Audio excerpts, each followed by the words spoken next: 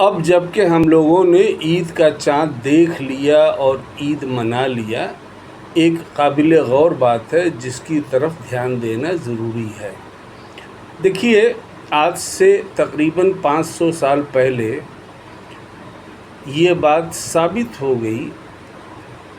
Copernicus, Kepler, Galileo, जिन लोगों ने बड़ी कुर्बानियाँ दी ये बात साबित करने के लिए, बड़े जुल्म सहे, एक की तो जान ही गई और दूसरा ज़िंदगी भर घर में बंद रहा और अपनी किताब नहीं छपवा पाया, दूसरी किताब जो उसके मरने के बाद छपी, गैलीलियो, और जो जिसको माफ़ी मांगनी पड़ी चर्च से, क्योंकि क्रिश्चियन बिलीफ यही था, बाइबिल का बिलीफ, कि दुनिया के गिर्द सूरज घूमता है।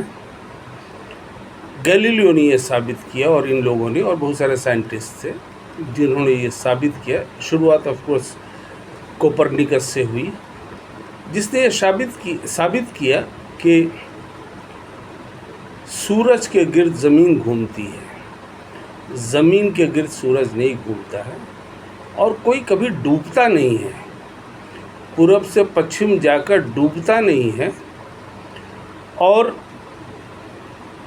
अपने अपने महवर पे ये सब घूमते हैं। मतलब सूरज के बारे में मुझे पता नहीं, लेकिन ज़मीन घूमती है, चाँद घूमता है अपने महवर पे, चाँद ज़मीन के गिर्द घूमता है। तो अब ये पॉसिबल है कि हम ये जान सकें कि आज से 100 साल पहले, 1000 साल पहले, लाख साल पहले चाँद, ईद का चाँद हो, रमज़ान का चाँद हो, कोई भी चाँद हो, हिंदुस्तान में कब दिखाई दिया था। वो डूबा नहीं था, वो ज़मीन के दूसरी तरफ था, कब दिखाई दिया था। और आज से 100 साल, 1000 साल, लाख साल बाद किस दिन, किस महीने, फिर कब दिखाई देगा, ये भी बताया जा सकता है। तो फिर हम लोग ईद के चाँद को देखने के लिए, आपस में फूट डालने के लिए, अनइंटेंशनली, जानबूझकर नहीं, लेकिन ऐसा हो ही जाएगा कि किसी मुस्लिम ग्रुप ने कहा कि चाँद नज़र आया, किसी ने कहा नहीं नज़र आया, हो गया, आपस में तकरार हो गई। तो हम लोगों ने देखा है, बचपन से देखा है कि एक ही शहर में, एक ही देश में, एक ही गांव में ईद 2 दिन हो रही है। एक ग्रुप आज ईद पढ़ रहा है क्योंकि उनके हिसाब से चाँद कल नज़र आ गया, दूसरा ग्रुप कल पढ़ रहा है क्योंकि उनके हिसाब से चाँद आज नज़र आया। इन एनी केस 30 तारीख हो जाए तो चाँद तो मान ही लिया जाता है कि आ गया, क्योंकि 29 और 30 का चाँद होता है, सूरज की तरह से 30 और 31 का नहीं होता है।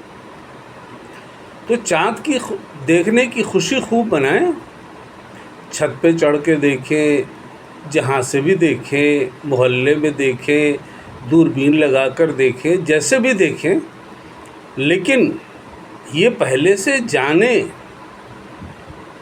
और आज ये एक 5 साल, 5वीं क्लास का पढ़ता हुआ बच्चा भी इस मोबाइल के ज़रिए गूगल पर जाकर वो बता सकता है, कोई भी हम में से देखकर बता सकता है कि चाँद अगले 100 साल के बाद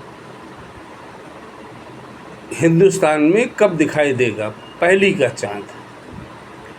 इस चीज़ को क्यों न इसलिए मुस्लिम समाज ये सोचे और गौर करे कि दूसरों की नज़र में इससे हम लोग कितने प्रिमिटिव नज़र आते हैं, कि जो चीज़ के इतने 100 सालों से इस्टेब्लिश्ड है और जिस चीज़ के बारे में हम लोग आसानी से आज की तारीख़ में कंप्यूटर से और लैपटॉप से और इस मोबाइल से जान सकते हैं, उसको लेकर मुस्लिम समाज में, इंडियन मुस्लिम समाज हो चाहे बाहर का समाज हो, स्पेशली हम लोग तो इंडिया की बात करेंगे क्योंकि यहीं रहते हैं, इंडियन मुस्लिम समाज में ये कन्फ्यूज़न क्यों बना रहे या बनाया जाए कि चाँद 29 को नज़र आया या नहीं आया। 30 को तो आ ही जाएगा क्योंकि वही आखिरी दिन है।